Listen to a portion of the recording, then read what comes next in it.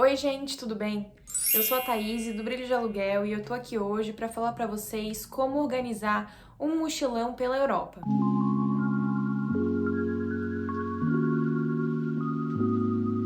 Eu moro aqui na Holanda e mês passado, no mês de maio, eu fiz um mochilinho pela Europa com a minha família. A gente foi para alguns países e eu basicamente organizei toda a viagem, então eu acho que eu posso dar algumas dicas para ajudar quem tá pensando nisso, quem tá pensando em fazer isso também. Eu organizei esse vídeo assim em 4 passos, então são 4 dicas para você organizar sua viagem e conseguir fazer as coisas mais tranquilo e ter uma noção melhor do que você vai fazer e como se planejar. A primeira dica é decidir quais as datas do ano você vai, então esse é o primeiro passo para começar a organizar a sua viagem, é definir qual a época do ano que você está pensando em ir. E para a Europa, alguns meses mais frios são um pouquinho mais complicados. Claro que é baixa temporada quando é mais frio e as coisas ficam um pouco mais baratas, mas também você tem que levar em consideração que você vai ter menos horas de sol ao longo do dia e que vai estar frio e que sua bagagem pode pesar mais e pode ser um pouco mais difícil querer fazer passeios ao ar livre e ver as cidades.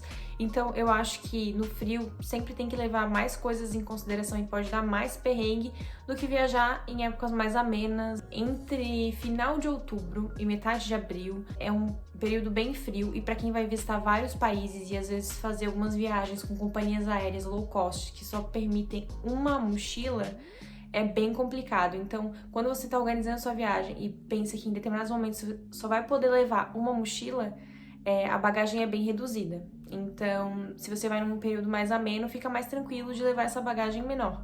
Então, claro que você tem que pensar o que você quer, o que é melhor para você naquele momento, o que você pode fazer, mas a dica que eu daria é tentar viajar mesmo em abril, maio, ou então mais pro final do verão, setembro, comecinho de outubro. Então acho que essas datas são mais tranquilas porque não é tão frio, são momentos que não tem tantos turistas. Claro que os lugares mais turísticos sempre vai ter gente, mas não vai estar tão cheio e em alguns lugares da Europa nesses períodos de calor pode ficar muito, muito quente e também não ser tão legal assim viajar nessas épocas. Mas assim, só uma dica, né, geral, se você puder escolher, seria interessante. Mas se você não puder, claro, pensar em tudo para se organizar e pesquisar muito sobre o lugar que você vai naquele determinado momento, para saber como que é o verão, como que é o inverno, como que você pode se virar com as coisas. Só para abrir um parênteses aqui, eu já fiz um mochilinho também nessa época de outono, em outubro, um pouquinho pegando novembro também, que já tava bem friozinho, pela Europa. Eu fiz só 3 países nessa época, mas foi uma experiência boa, que eu gostei bastante, e eu lembro que na época tava bem mais vazio os lugares do que como a gente pegou na metade de maio, por exemplo, que os lugares já estavam ficando bem cheios. A gente foi pra Itália, especialmente Roma, então Roma estava muito cheio e eu vi algumas pessoas dizerem que realmente maio é altíssima temporada em Roma, todo mundo quer ir pra lá nessa época. Às vezes é difícil conseguir circular de tanta gente que tem. E aí você já tem que saber que já vai estar um pouco mais cheio e tem que planejar bem a sua viagem pra tentar não se estressar tanto, tanto em aeroporto quanto em pontos super turísticos, porque vai ter bastante gente. Bom, a segunda dica é, depois que você definiu o período que você vai, definiu as datas da sua viagem, você tem que começar a pensar no seu budget, né? O quanto que você tem de grana pra gastar e o que você vai poder fazer com a grana. Porque às vezes a gente pensa, eu vou pra Europa, lá é tudo perto, eu vou pra todos os países possíveis. E, infelizmente não é bem assim, não dá pra ir pra todos os países. Claro, você pode fazer um dia em cada país, mas fica muito corrido, muito cansativo. Isso é uma dica também, porque no começo da viagem a gente tem mais disposição, a gente tá mais a fim de caminhar e de fazer, e no final a gente já vai sentindo mais o peso dos dias, né, e das viagens entre os países. Então tudo isso com, às vezes, mala, mochila, é bem corrido, bem cansativo. Então, assim, pensar no seu budget, mas também pensar na sua sanidade, o que você pode aguentar de tantos transportes e tantas coisas, né? Às vezes, no momento de empolgação, a gente acha que dá pra fazer tudo, mas é sempre bom ponderar e pensar assim, não, eu quero fazer 4 países, o que eu acho que é um número legal, 4 ou 5 países para quase um mês de viagem. Eu acho que dá pra ver as coisas, assim, principais e fazer uma viagem ok. Não é tranquilo, nunca é tranquilo, mochilinho é sempre perrengue, sempre correria, e isso é bom você já ter em mente, não achar que porque você tá vindo pra Europa também é uma super viagem de luxo, principalmente se você não tem muita grana pra gastar. Então, às vezes, ficar esperando o momento perfeito porque quer ter muita grana pra fazer a viagem, às vezes não acontece nunca. Então a gente tem que fazer quando dá, agarrar a oportunidade e fazer mochilinho mesmo, que vale a pena. Bom, eu posso fazer um vídeo aqui pra vocês só sobre os preços da viagem, só com os valores, pra vocês terem uma noção geral de como que estão as coisas, de quanto que a gente gastou e quanto que tá a média, assim, os valores pros locais. Mas aí eu vou deixar isso para um conteúdo separado, porque senão também esse vídeo vai ficar enorme.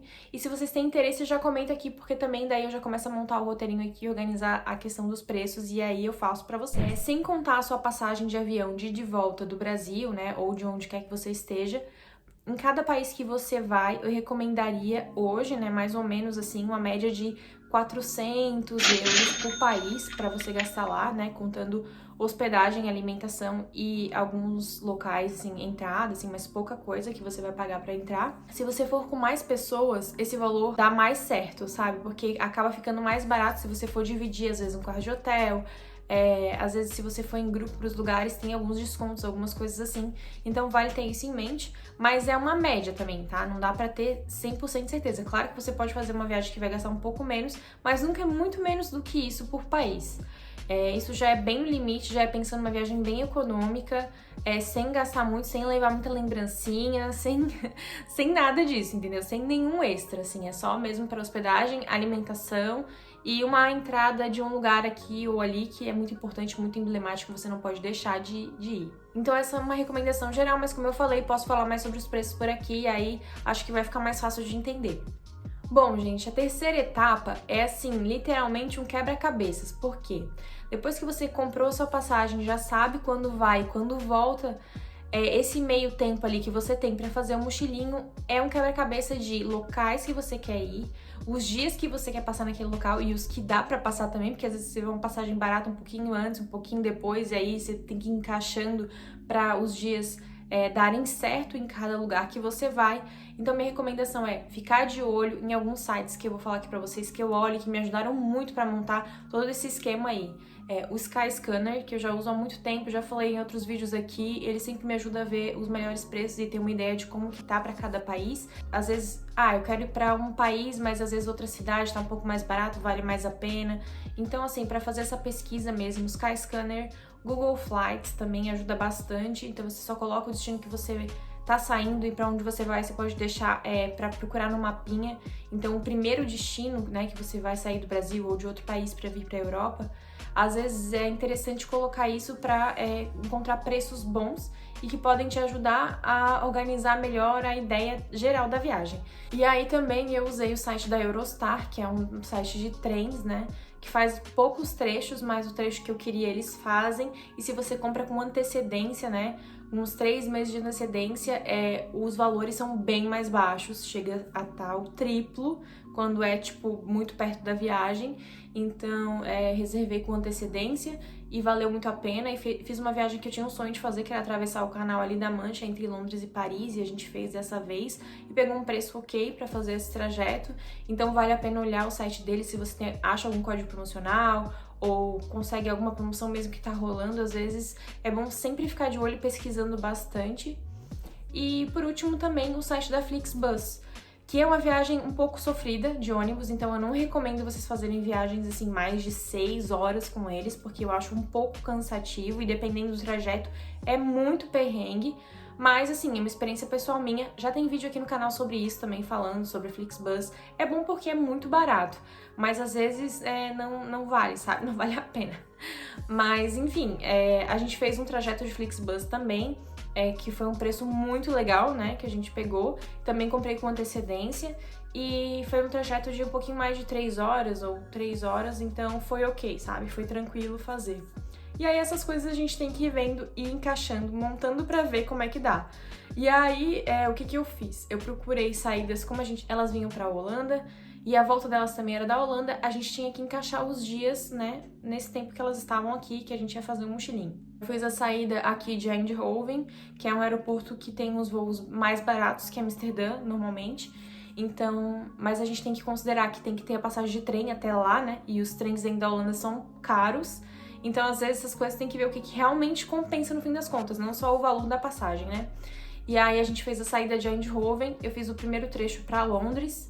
Então, em Londres a gente ficou 3 dias, mais ou menos. Depois a gente foi para Paris, com esse trem, né, atravessando ali o Canal da Mancha. A gente ficou 5 dias em Paris, porque eu achei que é uma cidade que é legal fazer umas coisas com mais tempo, parar pra fazer um piquenique, ter uns tempos mais livres, assim, mas, assim, mochilinho é sempre correria e às vezes é um pouco estressante, assim, a gente ter que conseguir chegar de um lugar ao outro. Mas aí, o que a gente fez disso depois também? A gente fez Paris, Lisboa, porque eu queria muito conhecer Portugal, um país que eu ainda não tinha ido. E aí a gente ficou 4 dias em Lisboa, depois a gente foi pra Roma, foram mais 3 dias em Roma, e aí voltamos pra cá, pra depois fazer esse trajeto de Flixbus até a Alemanha. Então a gente foi pra Bremen e ficou basicamente 1 dia e meio em Bremen, né? Foi só uma diária lá, e aí a gente voltou pra Holanda e finalizou assim. Claro que eu tive que fazer desse jeito, porque era o que melhor se encaixava com o que a gente tinha naquele momento.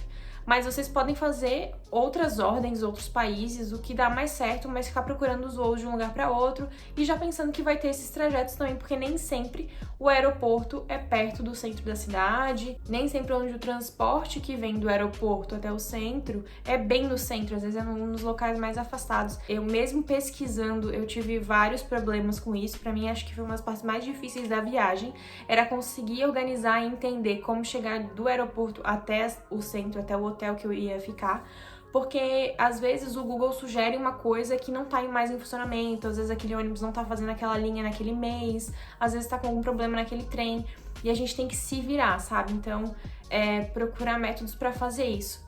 E em alguns países o que funciona muito legal é o Uber, né? Não são todos, mas em algumas cidades, às vezes, se você não tá conseguindo um trem, não tá conseguindo um ônibus, chegou num horário ruim no aeroporto, o Uber salva e às vezes não é tão caro assim e vale a pena pela comodidade dele te deixar na porta do seu hotel, você não ter que ficar trocando de transporte e com mochila, e às vezes chegou de um voo cansativo. Então tudo que você deixar previamente pensado vai ser um alívio para você lá na frente. Bom, gente, a última dica que eu queria dar aqui nesse momento para vocês de organização prévia do mochilinho é pensar nos roteiros de viagem. Então você começa a pesquisar depois que já decidiu os países, já comprou as passagens, já sabe qual vai ser o seu roteiro geral da viagem, começar a pensar, fazer buscas no Pinterest, ver blogs de viagens. Aqui no canal também tem várias dicas.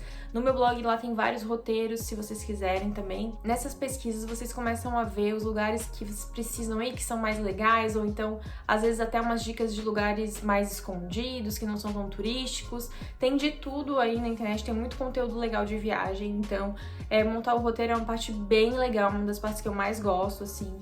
Então pensar o que você vai fazer em cada dia. Claro que pode estar num dia no mochilinho e aí chover e esse dia não dá pra fazer o que você tinha pensado, mas também ter isso em mente, né, que algumas coisas dependem de outras, então você já tá adaptado pra isso, e às vezes se não der pra ir num dia, trocar pelo outro, trocar os roteiros, trocar uma parte do roteiro pelo outro, enfim. Ter essa flexibilidade na hora que for organizar as coisas, pesquisar bem e tentar organizar o máximo possível. Se você já conseguir deixar também engatilhado alguns restaurantes, bares, cafés que você quer ir, que já vão estar na região próxima que você vai estar naquele dia, já coloca no roteiro, porque isso ajuda muito, né? A não ter que ficar às vezes pesquisando, procurando pelo caminho, e às vezes a internet não tá funcionando muito bem, então você já tem mais ou menos uma ideia e já te ajuda. Então é como eu falei, tudo que você tiver organizado prévio vai te ajudar muito lá na frente. Bom, gente, alguns lugares também estavam exigindo fazer umas reservas prévias, mesmo que não tenha que pagar para entrar, museu, alguma exposição, alguma coisa assim. Às vezes eles estavam pedindo para reservar com antecedência online antes de chegar no local. Isso aconteceu bastante em Londres, e a gente teve que reservar, por mais que lá os museus não sejam pagos. Eles pediam para fazer essa reserva online, então eu fiz antes da viagem, né? Já vi mais ou menos o dia que eu queria ir, mais ou menos a hora. Coloquei lá, não precisa ser super exato, eles têm uma flexibilidade em relação a isso. E mesmo no dia, se você não quiser ir, quiser ir em outro, ou quiser em outro horário, você pode mudar lá no site. É só para eles terem um maior controle, eu acredito. E alguns locais são assim, então vale a pena pesquisar antes de ir para saber o que você precisa já deixar reservado, engatilhado. E também pensando que alguns locais são bem restritos, né? Tipo, aqui na Holanda tem o Parque das Tulipas, que é bem famoso, que fica aberto só de março a maio, e aí tem que ver exatamente as datas que ele vai estar aberto cada ano, e as reservas são mais limitadas porque todo mundo quer ir, já que ele abre pouco tempo no ano. Então, se você vem pra cá nessa época e já quer visitar esse parque, às vezes vale a pena pensar, não, vou reservar um dia pra ir lá, e esse dia já vai ficar como o do parque, aí você já compra o seu ingresso com antecedência, sem perigo de perder a oportunidade, porque às vezes os dias que você tá aqui, ele tá completamente lotado. Bom, gente, as dicas gerais e de organização prévia são essas. Eu também tô pensando em fazer um vídeo, de repente, para quem nunca veio pra Europa, precisa de algumas dicas de o que trazer, que documentos são necessários para apresentar na imigração, como fazer para organizar a mochila, de repente, se for trazer poucas coisas e precisar fazer esse mochilão mais reduzido. Algumas dicas também gerais, assim, de segurança ou de como levar dinheiro. Vocês quiserem saber mais, podem perguntar aqui, pode deixar nos comentários, que daí eu vou organizando melhor para ter um roteirinho para um próximo vídeo, para os próximos passos de quando sua viagem já tá chegando ou quando você tá chegando aqui já para saber como lidar com essas situações. Bom, gente, mas em geral era isso. Eu espero que essas dicas ajudem vocês. E se vocês gostaram, já sabem, né? Deixa o seu like aqui, se inscreve no canal e continua me acompanhando aí para ver os próximos vídeos. Beijos e até a próxima!